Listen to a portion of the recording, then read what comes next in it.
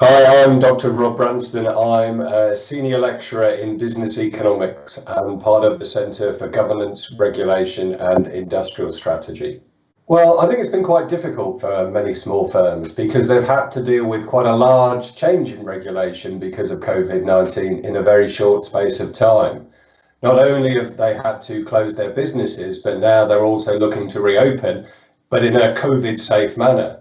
So firms not only have had to deal with the financial pressures of being closed for a while, they've also had to learn about and then understand, digest, and now implement changing regulations that have happened very quickly and without a very obvious, clear point where they can get information on what those regulations mean for their individual businesses.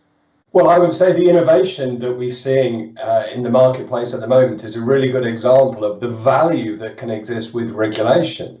So in this case, firms are having to be innovative in order to continue their activities. So pubs, for example, which previously only welcomed individual customers to their premises, have now started to do things like deliver food in their local areas to sell beer for takeout consumption, which they never would have thought perhaps about doing previously. So that is a good example of how regulation can actually have a positive, innovative effect on businesses.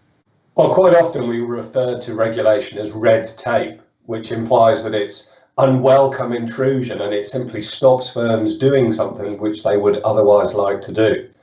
But in actual fact, we know that regulation does have some form of cost, this burden, this idea that firms have to stay closed in this COVID-19 world, but it also has a large number of benefits as well.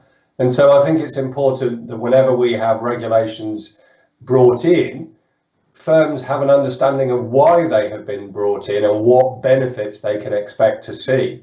And of course, some of those benefits to the firm themselves, but other benefits will accrue to society more generally.